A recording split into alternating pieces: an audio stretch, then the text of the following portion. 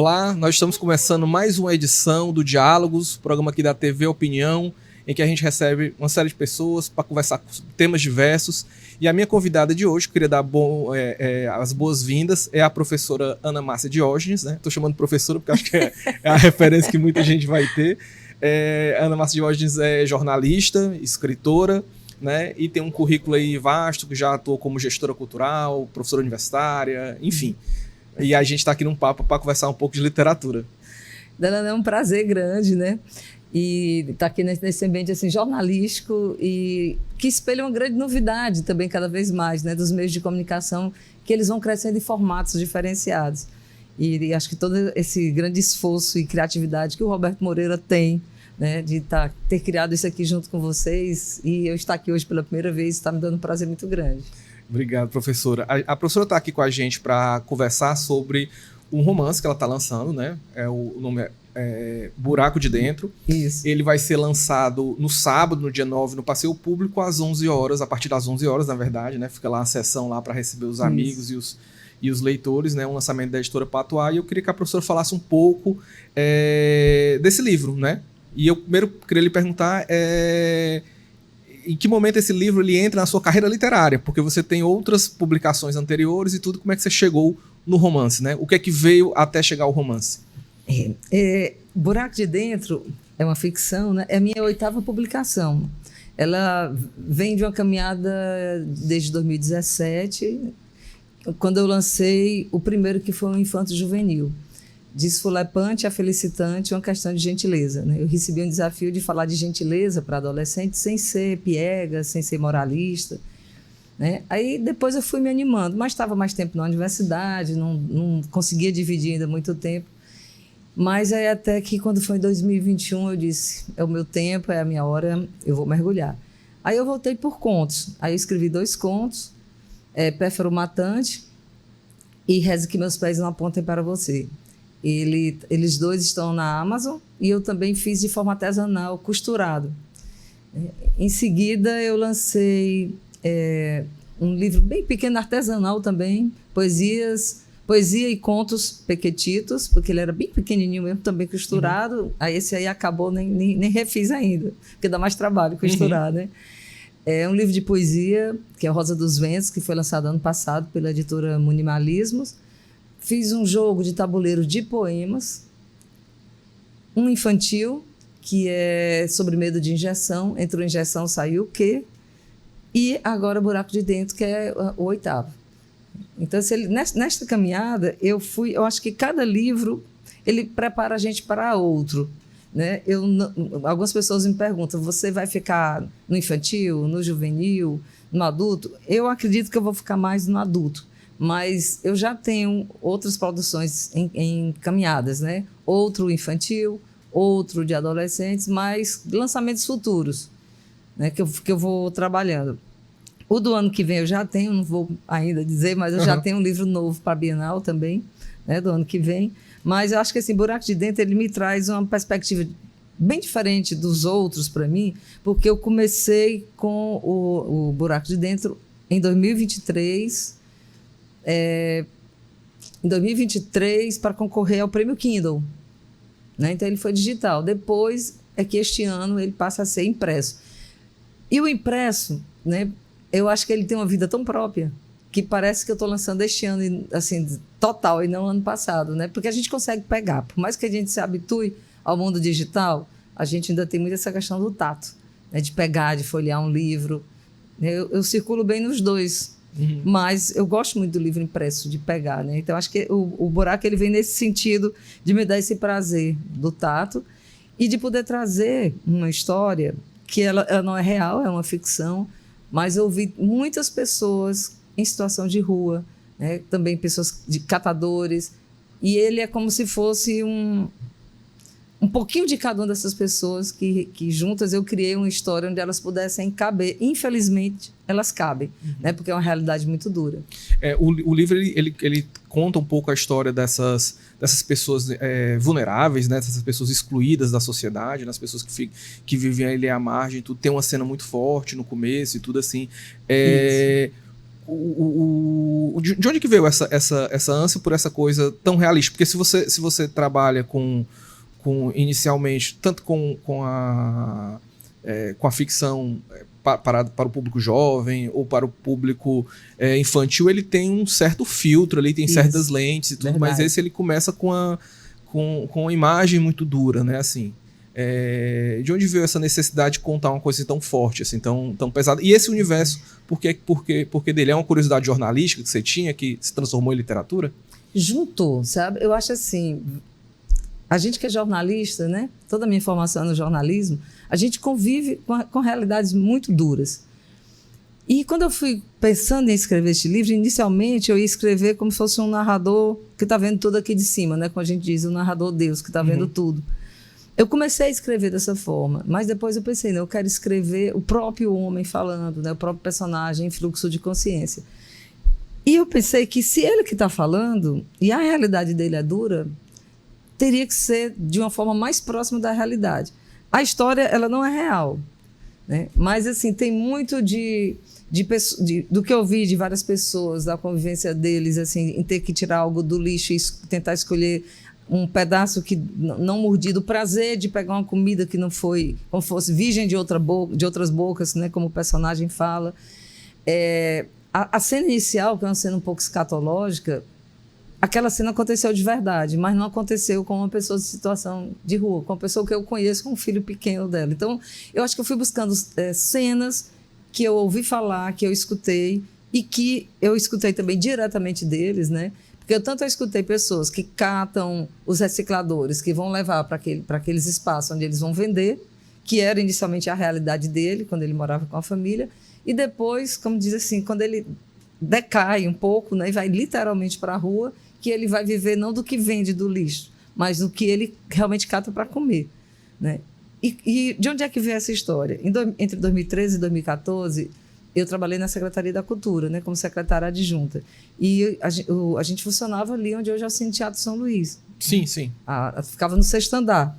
E eu ficava observando, e na hora do almoço, às vezes descia, ou na hora de ir embora. Então, eu vi muitas vezes mulheres com uma barriga enorme para ter filho. Quando a gente descia num dia, no outro dia, tinha uma criança a mais naquela roda, né? A gente começa a perceber quem persegue quem, porque de tanto você todo dia estar ali, né? Às vezes a gente ouvia aquela confusão na praça, eu corria para a janela, às vezes ficava um pedaço quando dava tempo do trabalho olhando. E veio daí essa vontade de contar essa realidade, porque quando eu terminava o trabalho, eu ia para casa, né? E eu via a quantidade de crianças. Eu vinha naquela época, quando eu fui para a cultura, eu tinha trabalhado 13 anos no Unicef, né? Então, eu vinha de um contato direto com criança e adolescente para estimular a política pública, né? Tinha feito um mestrado em política pública. Eu digo, meu Deus, a política pública não está chegando aqui. Então, eu fiquei imaginando de contar a história desses invisibilizados, porque algumas pessoas dizem assim, são invisíveis. Não, eles não são, eles estão lá. O olhar da gente de pena, de dó, é que passa, vê, depois a gente entra na nossa vida, a gente esquece. Eles são invisibilizados porque a gente faz de conta que a gente não vê, né? E a política pública, se tenta, não alcança, né? A gente vê hoje, a gente tem aqueles banheiros públicos, né, onde eles vão e tomam banho, comida que recebem, mas a noite de cada um é ali. A briga é pela calçada, né? As facções, elas alcançam também essas pessoas de uma forma muito mais penosa, porque ficam totalmente dependentes. O assédio sexual, que a gente tanto fala, ele é assédio aberto e muitas vezes os pais não podem fazer nada. E os que fazem dificilmente sobrevivem, né? Os que reagem dificilmente sobrevivem. É uma vida muito dura. E quando a gente vê uma segunda, uma terceira geração de habitantes da rua, a gente diz, nós temos como resolver isso? Quando a gente começa a resolver, a enfrentar isso, né? Então, assim, não foi fácil escrever. Muitas vezes eu parava porque eu saía pesado dos momentos, das horas que eu sempre reservo para escrever, mas eu sabia que eu precisava, até por ter esse passado jornalístico, né? Eu acho que era uma forma de devolver também tanta realidade que a gente vê no dia a dia. É curioso você ter comentado a origem do livro a partir de uma vivência, de uma experiência, de um testemunho, né? Ali na Praça do Ferreira, que me parece que assim, o jornalismo tem muito essa coisa do momento, né? De falar do hoje. E esse problema é um problema que eu arriscaria dizer que ele está mais grave hoje que quando você via lá da Secult, assim, e aí especificamente daquela área do centro, me parece que ela está mais essa questão das pessoas em situação de rua vivendo lá. E do crack, né? Da questão Direto. da droga, da questão das facções também, né? Que elas têm... teve um domínio dos territórios também, acelerou. Você tem hoje pessoas na rua porque foram expulsas de onde elas estavam. Aumentou muito. Né? Então, assim, foi um problema que, na verdade, o livro acompanhou. Eu acho que chegou mais atual do que talvez tivesse... É verdade. E você falando aí, eu me lembrando. Quer dizer, isso começou há 10 anos, né? 2013, 2014, a gente está em 2024. E eu fiquei um tempo com essa história, nessas histórias na cabeça, e depois eu fui para as ruas também, pesquisar, falar com eles, ler livros. Eu li, assim, Quarto de Despejo, da Carolina de Jesus, isso foi fundamental, porque ela fala com a linguagem dela, só que diferente da linguagem dele, né? Porque ela era uma pessoa interessada na leitura, ela não tinha todo o conhecimento, mas ela tinha de vida, né? E, assim, no livro, são 8 capítulos de buracos, e um deles é o buraco da escola, porque ele era um menino da rua, e ser tirado da rua para ir à escola, para ele foi um trauma muito grande. E, assim, as nossas escolas estão preparadas para receber essas crianças que estão muito mais tempo na comunidade, na rua, e para elas isso significa liberdade, e a escola acaba sendo meio que uma prisão, onde todo mundo tem que ficar igual, né? Então, eu fiquei pensando em tudo isso e eu acho que juntou, né? Quando eu fiz, né, o capítulo da educação, eu fui ler questões da educação, eu fui me relembrar também de quantas professoras e diretoras de escola, quando eu estava no Unicef, conversava e elas falavam para a gente, às vezes, problemas que eram mais frequentes de crianças. Eu acho que foi uma reunião de coisas que eu vivi na vida, que eu ouvi falar, né? Não que eu vivi a situação dele, né? Mas que eu vivi no trabalho, ouvindo e somando com as entrevistas, né? Uma das vezes eu fui fazer uma entrevista ali no Riacho Pajeú, né? E muitas vezes eu nem ia sozinha, o Miguel, que é jornalista, meu marido, ia junto, porque às vezes não era um ambiente tão fácil. E mesmo policial, às vezes eles diziam, ó, deixa a bolsa dentro do carro. E eu me lembro que nessa vez tinha uma senhora que ela estava aniversariando no dia, uma catadora. E ela falou que ela estava com uma cerveja, uma long neck. Aí ela bebendo, aí disse assim, você pensa que eu tenho dinheiro só porque eu estou bebendo? Ela disse, não, porque hoje é meu aniversário. E se eu não comemorar por mim, quem vai comemorar? Não tem mais ninguém nessa vida. Então, são pessoas muito assim, sem ninguém, né? Relações de família que se rompem. E quando é uma geração, segunda e terceira, que nasce na rua, aí é que essa ligação não tem mais, essa volta, né? Não tem quem acolha na questão familiar. Eu sei que, para quem é autoridade nessa área, pode dizer, sim, qual é a solução? A política pública tem que pensar todas as áreas, né? Saúde, educação, assistência social, tem que ser um pensamento conjunto para evitar e que cada nova geração, a família receba um acolhimento especial.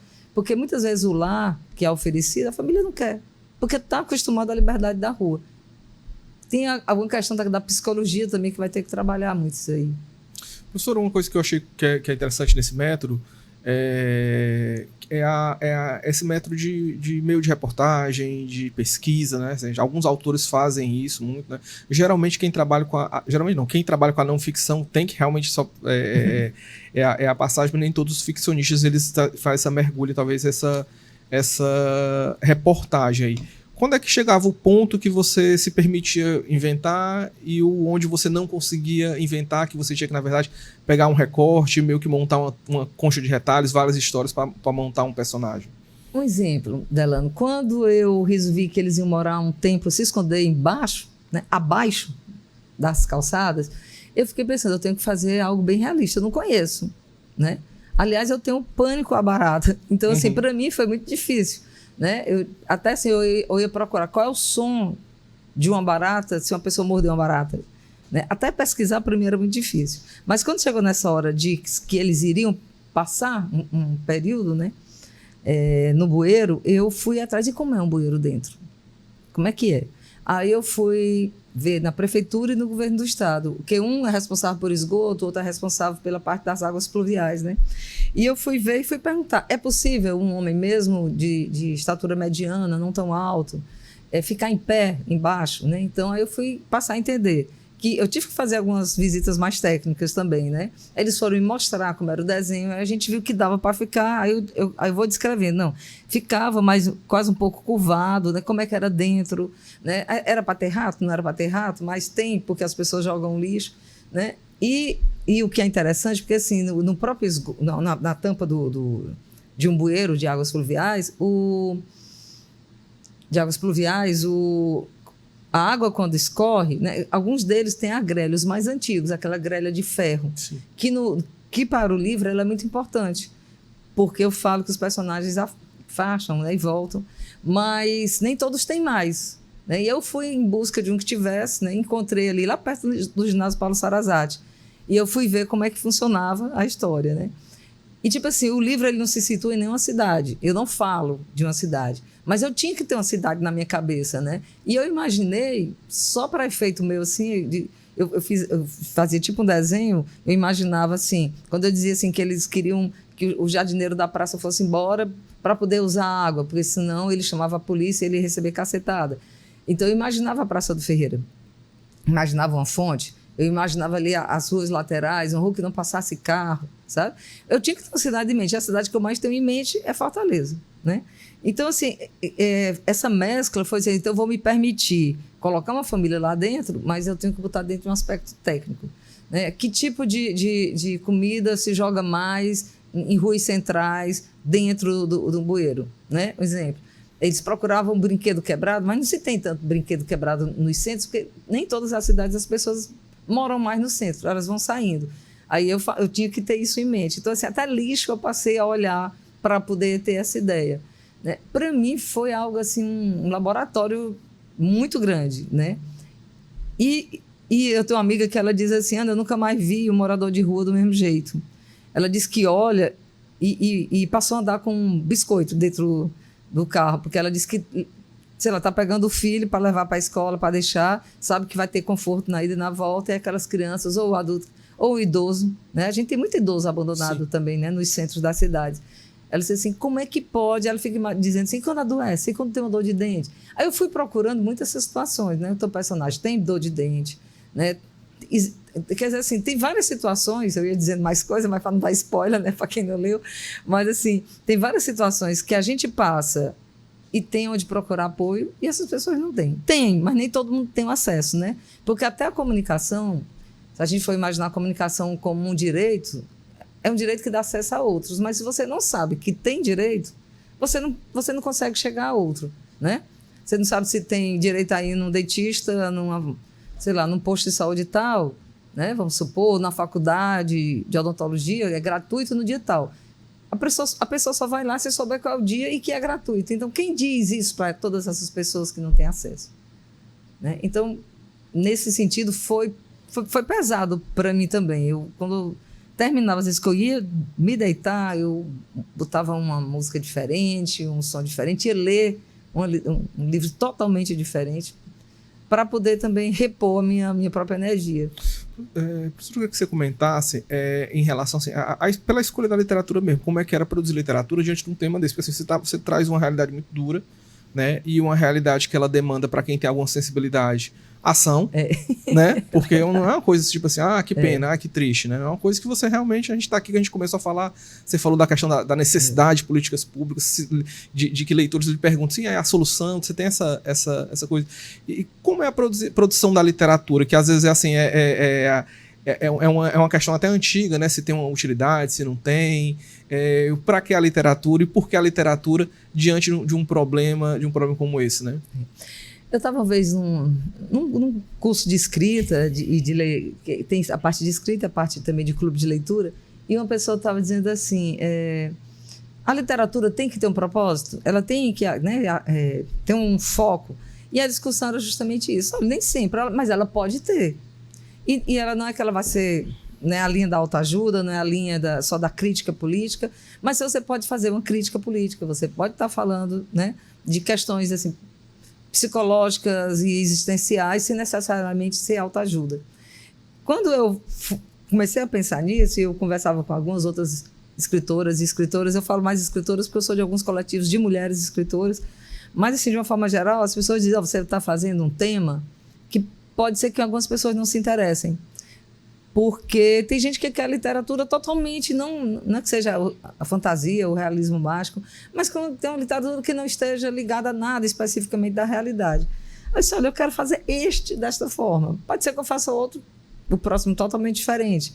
Mas quando eu comecei a pensar, tipo assim, se eu fosse uma pessoa, se eu fosse ele, se eu fosse ela, né? Como é que eu ia... Tudo bem, eu não ia ter os pontos de partida que eu tenho, de onde eu nasci, de onde eu cresci, de onde eu estudei. Mas, assim, mas por que ela nasceu num endereço diferente? Ela não tem esses direitos que eu tive, que meus pais puderam dar e que depois eu continuei para tentar dar para os filhos, né? Então, eu acho que essa literatura desse estilo aqui, para mim, de Buraco de Dentro, talvez seja uma devolutiva minha como jornalista, seja uma devolutiva minha para a sociedade como ex-funcionária, né, do Unicef, das Nações Unidas, e até como professora também de jornalismo, porque eu acho que cada vez mais o jornalista, ele não é só mais o jornalista de redação, né? O jornalista também hoje ele pode ser um gestor. Hoje não há muito tempo, mas a gente nem tinha disciplina que ensinasse gestão, né? E nem sei se hoje todas as faculdades têm, são poucas, né? Então eu acho que foi a junção disso que me levou a fazer, sabendo que eu podia correr um risco, que 2 ou 3 pessoas assim disseram assim, olha, eu comecei a ler, parei, aí depois eu deixei um tempo, voltei, aí eu continuei a ler. Quando eu engatei, né, foi que eu fui até o final, porque achei pesado. Aí eu disse, olha, é pesado porque é uma realidade que a gente não vive. Mas se a gente não conhecer, embora seja uma ficção, não é uma realidade, mas eu procurei direcionar em cima de todas as entrevistas que eu vi para que ele fosse o mais próximo da realidade, né?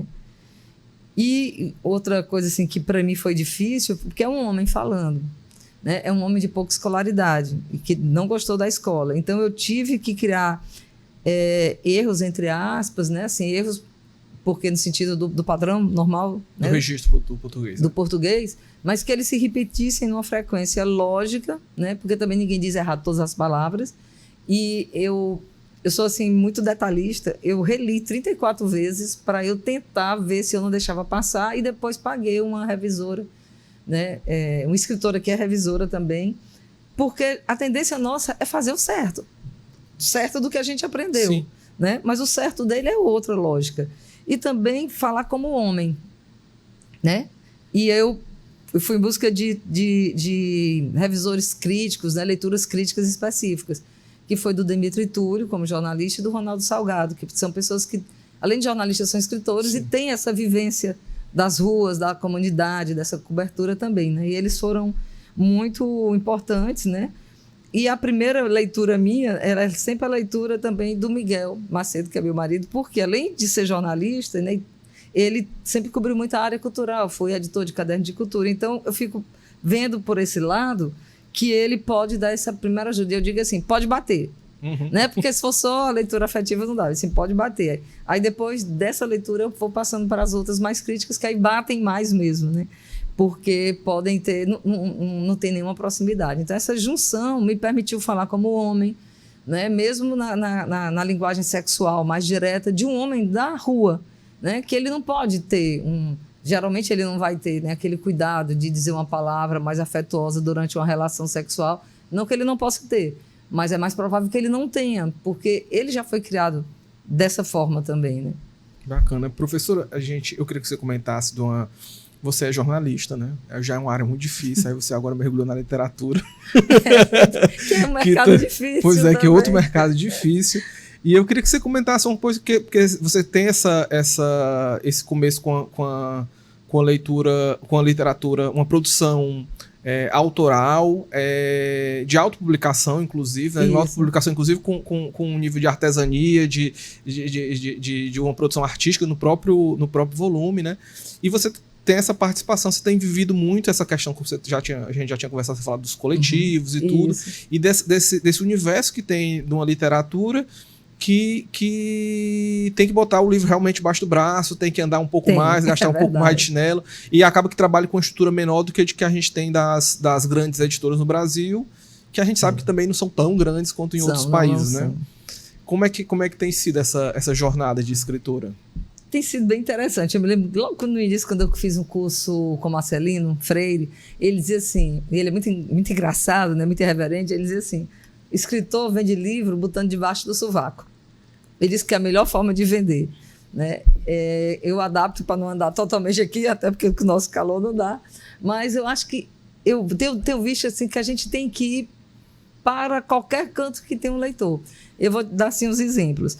O Ricardo Kelmer, que é escritor, né, jornalista também, ele convidou um dia para dividir uma banca com ele lá. Um guerrilheiro da literatura. Um guerrilheiro, né? Desde a época da faculdade, que ele já se mexia. Aí ele chama muita gente Misifia, não sei o quê. Ele disse assim, topa dividir uma banca lá na Barraca Cabumba, lá na Praia do Futuro, para a gente vender livro. Aí disse, rapaz, vender livro na praia, né?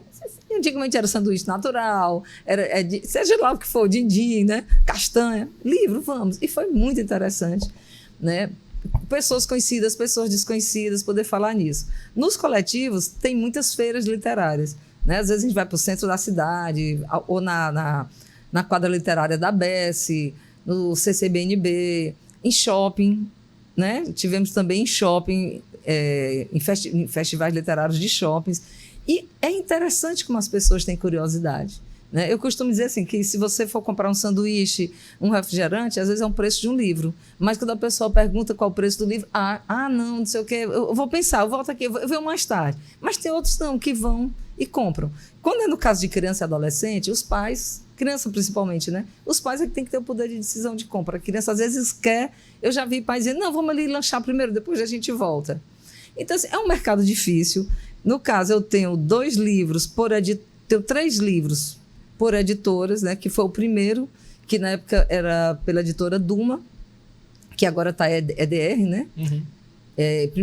Depois eu tive pela Minimalismos e agora pela Patuá. Os outros foram, como você falou, né?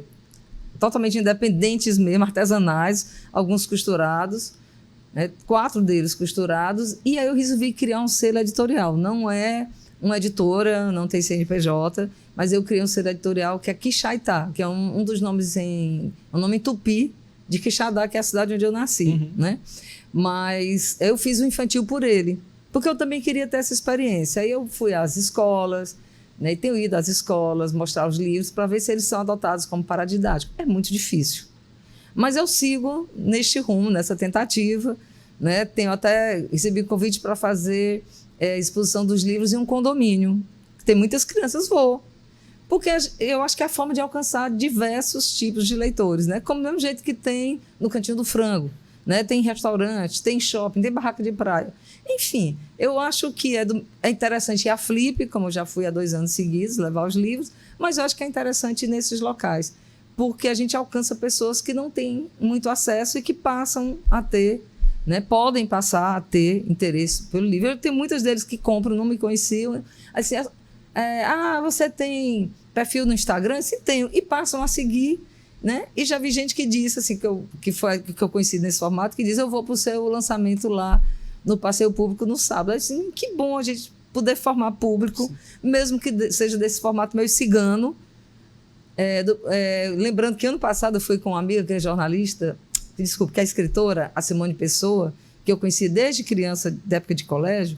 E ela disse, vamos para a Praça Portugal, ia ter um evento da prefeitura lá de Natal e tal. A gente vou levar aquelas cestas aquelas bandejinhas de cesta de café da manhã, né? A gente enfeitou com coisa de Natal, botamos um gorrinho de Papai Noel e fomos para lá. Muitas pessoas que disse, o que vocês estão fazendo vendendo o livro? Que coisa interessante, muita gente comprou, né? Porque eu não esperava ver 2 escritoras, né? Neste movimento. E daí eu faço a minha festa, né? Eu faço um rios, aí eu faço um carrossel, né? E eu acho que eu vou levantando novos públicos. Eu gosto, como eu digo assim, dessa felicitância, uhum, sabe? De estar com gente, de estar com o povo. Eu tive de um formato como jornalista, em outro formato como professora ou como funcionária do Unicef, e agora eu estou nesse formato para literatura, né? Eu acho que desmistificando também, né?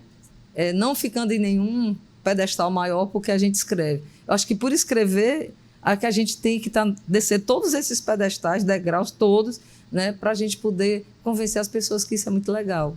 É interessante você falar, e você falou uma coisa que eu acho muito curioso, que é a história do preço, né?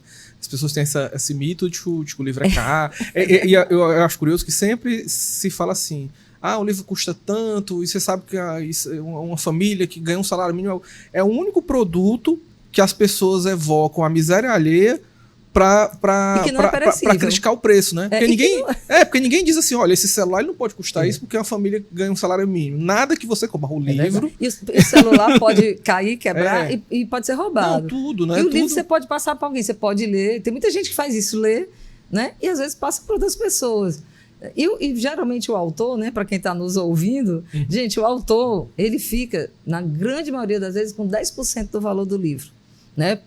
Porque a editora ela vai bancar toda a questão da impressão, do capista, algumas bancam revisor, outros não, né? A circulação, o envio, o frete, tem muitas coisas. E o autor geralmente fica com 10%. Né? Depois o autor pode até comprar com desconto, mas só dependendo da quantidade de livros que ele vendeu. Eu queria perguntar mais uma coisa, professora, que é uma pergunta que ela volta lá para a nossa primeira questão, que você falou dessa história de que o livro tinha começado, o Buraco de Dentro ele começou nesse formato digital, depois ele foi para o impresso, né? E me parece que esses dois formatos, eles também eles oferecem contatos diferentes com o leitor, né? Porque o leitor do digital é diferente do leitor do impresso, que de repente pega na sua mão um livro numa praça, né? Como é que é esse contato com os leitores, né? Esses diversos leitores? Olha, quando eu lancei no formato digital, para mim também foi uma experiência bem interessante. Eu tinha os 2 contos, mas como cada um é um conto, né? Não era um livro de contos, não fiz tanta divulgação como eu fiz no Buraco de Dentro digital, porque ele também estava concorrendo ao Prêmio Kindle. Eu não sabia muito ainda como é que ia ser o peso desse julgamento, desse critério de avaliação. Se tinha a ver com os comentários que eram feitos, as avaliações lá, né? Então, eu fiz uma boa divulgação em cima dele. E muitas pessoas retornam. Isso é interessante. Tanto teve conhecidos que colocaram lá a avaliação, como teve gente que eu nunca vi. E essas pessoas, depois, algumas procuravam no Instagram, né? A maioria no Instagram, Facebook muito pouco. Mas para perguntar se era verdade. Está lá que é ficção, mas as pessoas achavam assim, mas se ele que está contando a história, algumas pessoas não entendem que, apesar de ser em primeira pessoa, não é obrigado aquela pessoa existir. Né? Para o leitor que não entende, é normal que ele tenha essa dúvida. Mas eu acho que o livro, ele dá uma proximidade, tipo assim, acho que depois que a gente escreve, realmente não é mais só nosso. Né? Até porque assim, você lê, você tem uma interpretação, né? Uma outra pessoa lê, vai ter outra interpretação. E isso vai andando independente da nossa vontade.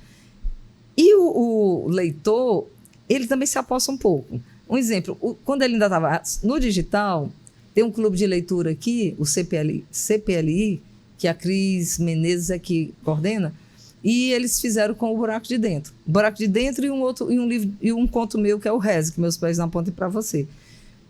Eu não vou dizer aqui a questão toda, porque eu vou dizer o fim, né? Não vou dar o spoiler, mas ela perguntou, tinha que acabar desse jeito? Aí eu disse assim, na realidade, 90% ou mais dos casos não seria dessa forma? Se eu botar um conto de fadas, deixa de ser uma ficção realista, né? Mas assim, eu acho legal a proximidade que dá. Aí nisso, eu acho assim que no digital, ele é quem gosta mesmo de pegar um Kindle ou baixar no seu próprio computador, e essa pessoa acaba lendo mais rápido. Às vezes, eu tenho essa percepção do que quem está no papel. Porque o papel, às vezes, você posterga, está aqui na minha mão, começa um, começa o outro, né? Mas o que eu tenho percebido muito no caso dos dois é essa sensação de pertencimento. Depois de lido, o leitor é meio que um coautor. Porque também algo que eu pensei que fosse um exemplo, a relação do Vitor, né, o personagem, com a mãe dele. Eu não explico por que não é tão boa. Eu não quis explicar muito. Porque é muito comum que relações assim, né, com mãe e com pai, elas desandem. E nem sempre tem uma explicação. Né? E eu quis deixar desse jeito. E uma pessoa disse, olha, eu gostei de tudo, mas eu queria que você deixasse mais claro porque é que ele e a mãe não se dão. Né? Então, eu acho que essa coisa do digital, inicialmente, ela aproxima. E eu acho que o impresso dá essa questão de dizer assim, eu tenho um pedaço da coisa aqui. Porque depois que a gente lê no digital, ou a gente deleta para não ficar pesado, né? No suporte, ou a gente esquece ali. E o livro impresso ele está na estante, né? Você pode voltar, Sim. Você pode comentar mais. Eu sinto essa coisa entre os dois, sabe? Maravilha. Professor, eu queria que você desse aí o seu recado, convite para o lançamento para a gente, né? Bem, gente, mostrar aqui de novo aqui para vocês, né? A capa, o Buraco de Dentro. Buraco de Dentro é um livro que está dividido em 8 capítulos, são 8 buracos, né, que o personagem tem, e vai estar sendo lançado agora sábado, dia 9 de novembro, a partir das 11 horas até às 15, lá no Café Passeio do Passeio Público. Né? A escolha do local foi justamente porque está ali no centro, né, no centro da cidade, o livro se passa em qualquer centro de qualquer cidade, e eu acho que aquele ambiente aberto, ele facilita essas trocas, essas interações, e eu convido quem estiver nos assistindo que compareça, e se não puder comparecer e depois tiver interesse no livro, é só me encontrar nas redes sociais. É Namácia, Ana Márcia sem o primeiro A, né, @Namácia no Instagram. Obrigado, professora. Lembrando que, como ela já deu aqui o spoiler, já tem livro novo vindo no ano que vem e tudo. Também o Buraco de Dentro deve ter outras edições também de lançamento. Sim. Então a gente, para quem acompanha ela nas redes sociais, vai estar inteirado, tá certo? Isso, verdade. Eu agradeço o seu convite, tanto do seu como do Roberto, né? E é um prazer estar conhecendo aqui os estúdios. Obrigado, professora. Obrigada. Gente, esse foi o Diálogos da Opinião com a professora Ana Márcia Diógenes, escritora e jornalista que está lançando um livro novo aí e está aí nessa carreira literária. E eu, enfim, queria despedir com todo mundo e desejar que ela volte mais vezes aí com novos projetos. Tá, obrigada. Obrigado.